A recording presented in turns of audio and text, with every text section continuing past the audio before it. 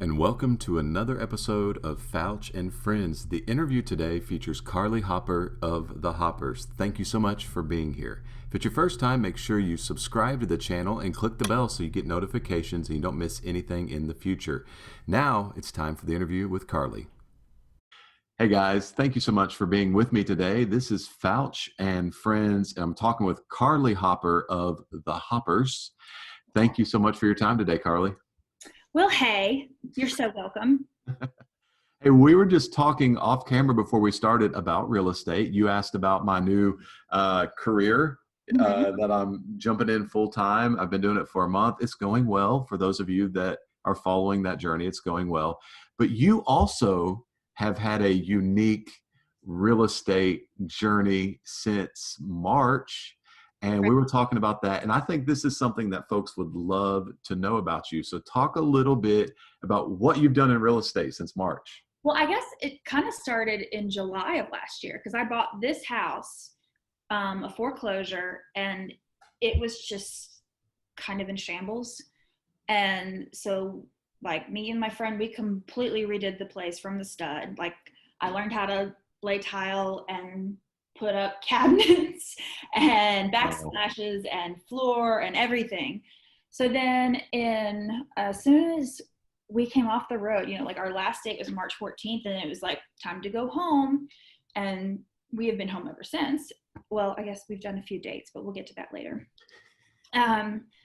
We came home and my aunt and uncle, who have been at the coast for at least 15 years, due to his health, he kind of he's gotten a lot better. And so he's been able to move inward and has taken a church just maybe 20 miles from me.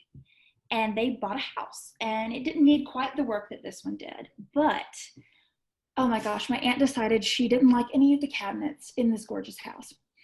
And she decided that we needed to repaint all of them, which was fine. We thought we'll find a cabinet person, So we took out 40 some cabinets from this house. And I was, the sander girl and the spray girl.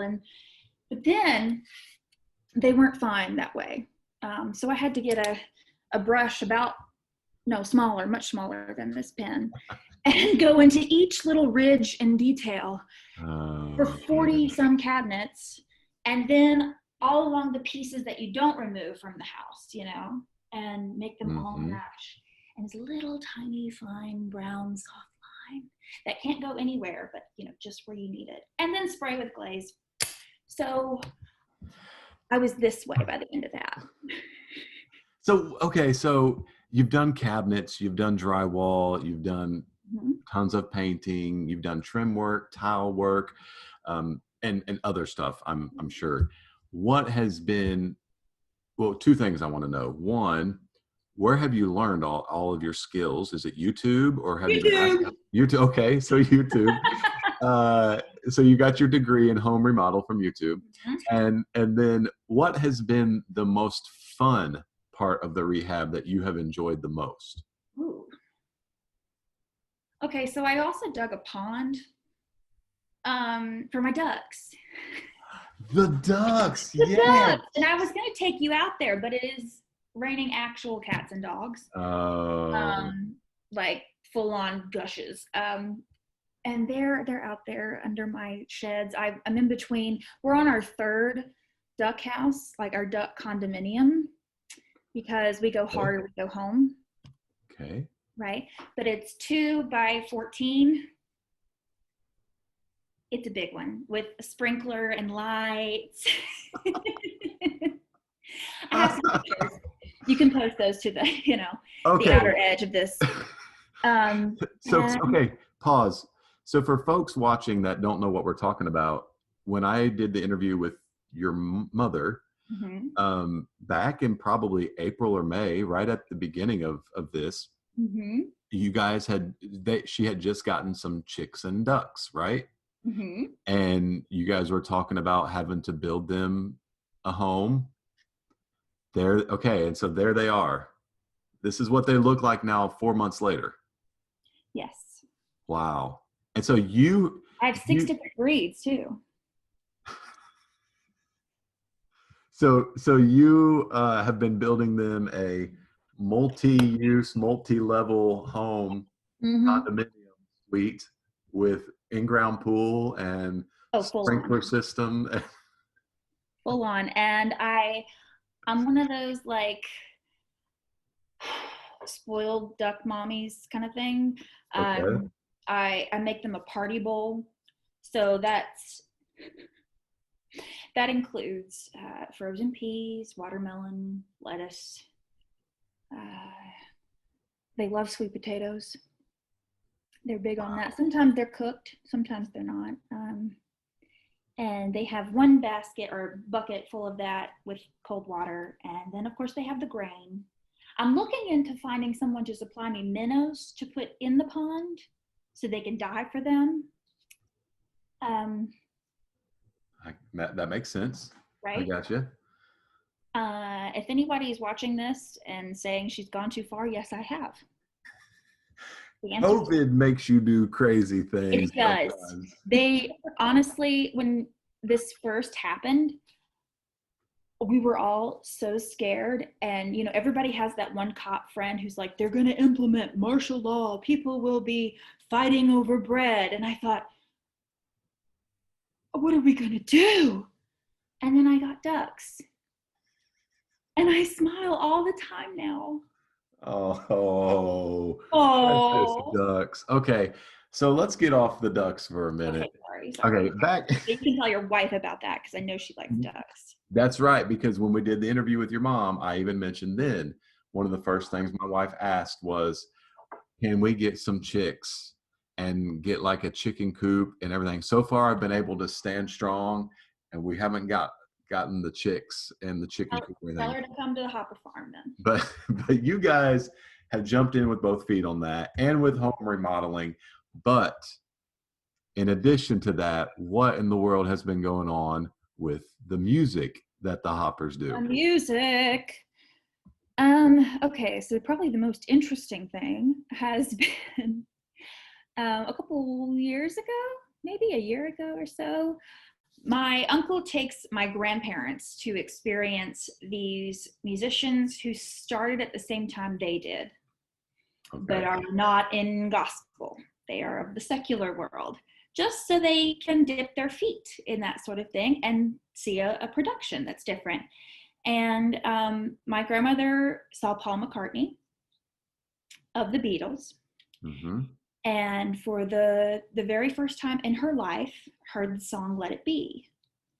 Now, that some people may think, oh, is this, as my grandmother once said to Reggie and Lady Love Smith, is that a gospel song? And the answer is no, but the whole song is about Paul's mother who comes to him in dreams. That was a true story, and that's why he wrote the song. And my grandmother's mother was also named Mary. And ever since she was a little girl, her grandmother would tell her, just let it be, Connie. You and Wilma need to stop the fighting and let it be. And she said after she passed, she started having dreams about her. And that was always the main focus of her dream was whatever you're doing, whatever you're dealing with, you have to just let it be and let God, most importantly. And after she heard that song, she immediately looked at Michael and said, I'm going to sing that. Wow. So here we are. And that was probably the coolest thing we got to do in quarantine was and we didn't use their studio. We sang everything mic'd in my grandparents' living room, which if anybody's seen the videos, there's a big stone fireplace there. And those stones came from a rock vein where everything has a story, okay? Yes, we're figuring that out. Right. It came from the rock vein on the farm, which was like where my grandparents, like their homes were built from the same rock vein. The original cabin was built around that stone fireplace. It's pretty cool. So it created a really nice sound for us to be able just to record it out in the open there in the living room. And that's what we did. So, Cool. yeah. So folks can check out Let It Be. I believe I saw the video was It's on released. our Hoppers Facebook. Yeah. It's also on YouTube now. Um, and it's available for download. It Cool. will be on our forthcoming album, which we start working on tomorrow. All right. And I'm sure you're excited about that. Hey, finally some new music, right? That's right. Speaking of new music, it just made me think of just the rich heritage of the Hoppers, the many decades of great music. What does it mean to you as the next generation of singing Hoppers to be coming up now, having been singing with them full time on the stage for several years now? Put that into perspective a little bit of you carrying on that tradition of great music. Um, I've always had, great respect for my family and for what they've done all these years. And I think for a long time, that was the main thing that had me doing what I was doing. I came into this to aid grandmother because she was ill and, they needed somebody to sing. Mm-hmm. And probably just within the last few years of my being in this, did I realize that can't be what sustains you. Not to be contradictory to what we're talking about, but I finally, actually just this past weekend, we were at Silver Dollar City. We did 2 of those, had to split the big old shows apart because of Yep. the COVID situation and social distancing. Mm-hmm. And that first show, first concert, first minstrel meeting there, it was like, despite it being all those people all the way up, I guess probably thousands of feet Yeah. above us, every single person was like weeping and crying and like this. And I didn't get that for a long time. But I looked at my dad on stage and I was like, this is why I'm still here. This is why I'm still doing this. Because I felt it. I felt it from there to right here. Yeah. That's awesome. And that moment, I'm sure, will stick with you for a long time, because it's no longer just, hey, I'm just helping out the family, or I'm just kind of doing it just to be, I did it because I was proud, and I did it because I wanted to help. But now, even obviously not just the other day, but the last couple of years, it finally clicked with me why they started. Yeah. Taking ownership of it for you, and then connecting it to, this is not just my grandparents' ministry, my parents' ministry. This is now my ministry. And I'm, thrilled to be a part of it. I love that. What song that you guys sing night in and night out on a regular touring schedule is the most, I don't want to say most personal, but most enjoyable song for you to sing? I hate to pick something that everybody knows because, that's pretty obvious. But Jerusalem connects with everybody. Yeah. And that's when I completely let everything down, and it becomes a full moment for, like I said, from here to those thousands of feet all the way up at the very top of something like Echo Hollow. But additionally, it was an older song, but my mother started singing it again, and I lost a friend to suicide when I was 17, and she started singing a song called "He Didn't Just Carry the Cross, He Carried Me." And she used to tell the story about him when she would sing the song. And so now that my grandmother isn't the one that's singing it, and it's me with her and my uncle and my dad, and maybe I'm biased, obviously I'm biased, but something about like that family harmony, and I get to be a part of it, and that song has always meant something to me. I kind of give it from the gut, and that really means something deep down. Yeah. I love it when a song connects with, and I've said this before during different interviews. It's easy to like memorize the songs and get into like night after night, just repetition, singing the song whenever it's called. And but it's always great to have a song that comes along, um, that regardless of how many times you sing it, wherever you're at, wherever it's at in the program, all of that, it doesn't matter. It hits you in the gut like every time, because it's just a great reminder on a personal level. However that song is speaking to you, it's a great reminder on that personal level, and a great way to continue to connect with our Lord, and our personal Savior through that song, and however it's speaking to us. And it's a great reminder that that's what songs do every night for folks sitting in the crowd.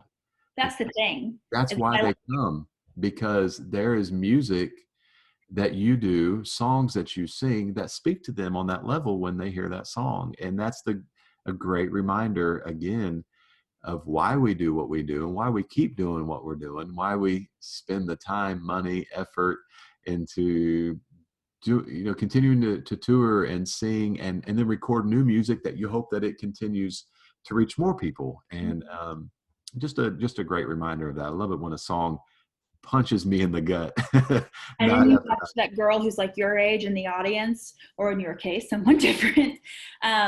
Right. And she's tearing up at the same moment that you did the first time you heard it, or first time it hit you. And you're like, I wonder if she's going through what I did, or something similar. And then you end up getting to talk to that person. Anyway, it's a lot for me.